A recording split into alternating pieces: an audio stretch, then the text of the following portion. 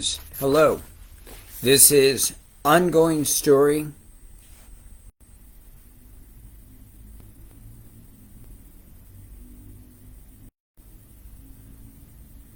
This is Ongoing Stories of Jake and the Hobo, My Summer of Love. In this story, through the adventures of Jake Meadows, a 16-year-old girl fleeing her family, her home in Black Mountain, West Virginia, and rescued by Erasmus P. Hobbs, professional hobo, good Samaritan, veteran, recovering alcoholic, who travels the country with his dog Socrates in his RV called Emma Goldman. Emma Goldman, the great revolutionary from the early part of the 1900s. And her famous quote was, "If I can't dance, I don't want to be part of your revolution." So today, we pick up on page 144. Jake has had a wild night. And even at 16, winding up at a bar in Frenchman Street, as some of you know, the wild part of New Orleans, and liquor getting the best of her.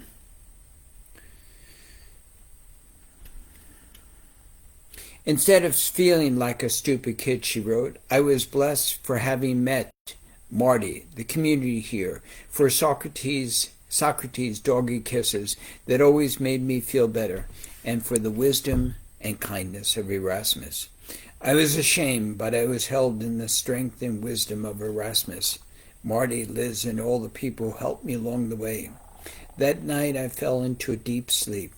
I dreamed I met my mother when she was an infant.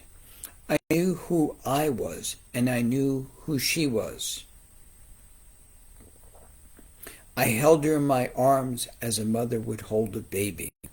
I rocked her and held her close.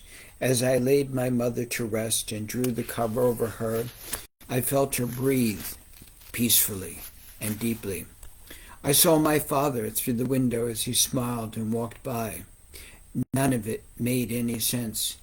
I looked at the clock when I woke up. It was 11 o'clock. I had slept for more than 12 hours. How was that possible? How was that possible? I thought of everything I was supposed to do today at the house that morning. Erasmus came in with a cup of coffee. Sleeping Beauty, I thought the Sandman had carried you away. He gave me a hot towel to wash my face. I was disoriented and told him of the dream I had. He smiled and said, well, I had taken some Ignatia homeopathic last night and had a dream about forgiveness. It's been years since I've seen my mother and father, but last night I saw my father as I had never seen him, said Erasmus. Happy, healthy, looking like a 30-year-old young farmer. We shook hands and I realized I was his spitting image. Then he took a picture in his wallet of his mother, father, brother, and himself when he was a teenager. It was shocking to see him as a handsome young man. Homeopathy, it's nearly invisible, but man, does it pack a wallop. Over 3 weeks had passed since we arrived in New Orleans. Mandy was mostly healed, though her spirits were still badly bruised. Mandy, what do you want to do? Truthfully, I like to beat the crap out of Stanford. Right now I've been talking with Liz and some of the other women here. I don't know how I'll do it, but I'm going to help the other girls who are prostitutes. I know a few of them. Most are unhappy and have been brainwashed as badly as I have. And what? Asked Erasmus. I got some news. I got accepted into a licensed practical nurse school with the help of Liz and Marty. Even though I'd gotten sucked into the world of Stanford, I had finished my GED. So I'm ready to go back to school.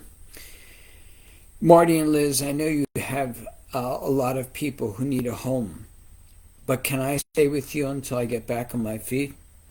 Marty and Liz stepped forward and put their hands on Mandy's shoulders. Mandy, You are welcome here, Marty assured her.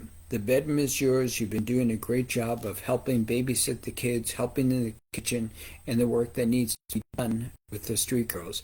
That is rent enough, Liz said, and we'll pay for your LPN school. I can't believe how kind you are, she said with tears of gratitude. Thank you. When Jake and I lived in Black Mountain, we never really saw much hope, and now I feel like I'm bathing in a river of it. Thank you all, Erasmus, Marty, Liz, Jake, and everyone for making this possible. I love you guys, she said. Erasmus said, we're proud of you. And Jake and I will pay for your textbooks. Thank you all for believing me, Mandy said. Unfortunately, in New Orleans, there are too few success stories. Many of the girls that Mandy knew had been brainwashed and believed the lies of their pimps. Worse, the businessmen and tourists who paid for sex knew that some of the girls were underage and coerced. It was Sunday morning in late July. The church bells were tolling on St. Xavier across the street. The friends from Catholic workers came to the Church of Love and brought bread and grape juice for communion. Then, when the service was over, we had a big potluck and sang gospel songs.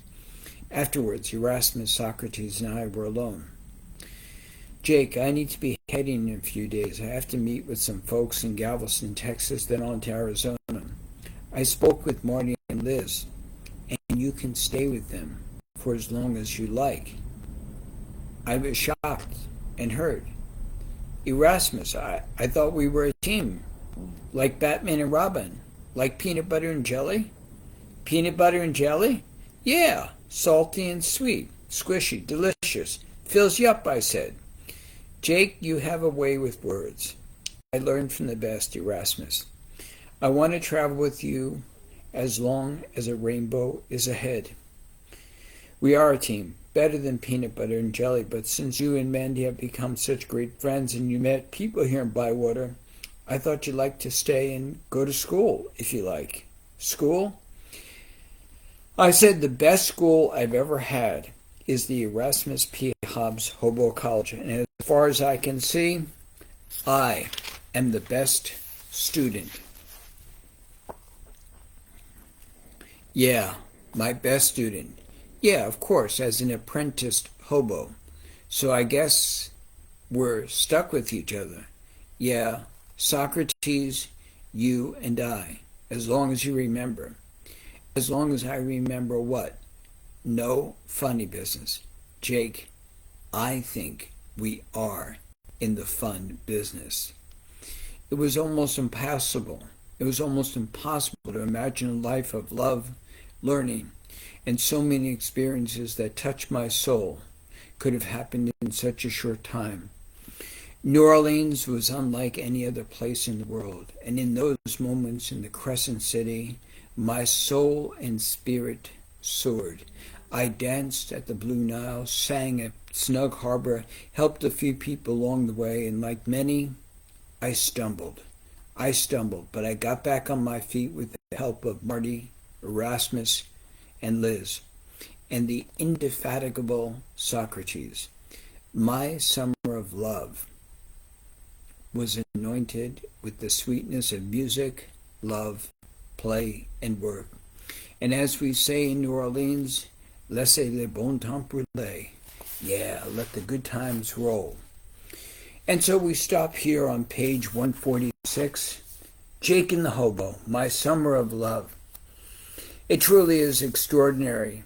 All the places, actually most of the places here are from the time that we lived in New Orleans, and the joy, the pleasure, meeting people like the Catholic workers, all these experiences of the swimming pool at the country club. And for those of you who have been in the Bywater area in New Orleans, you all know what I'm talking about.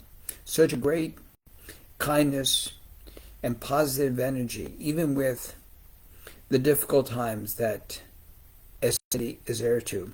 So if you like more stories of Jake and the Hobo, My Summer of Love, thank you for stopping by, and we will continue. Have a good day. Spread the love. Jake and the Hobo, my Summer of Love at Vermont Art Poetry Press. Oops, just like that.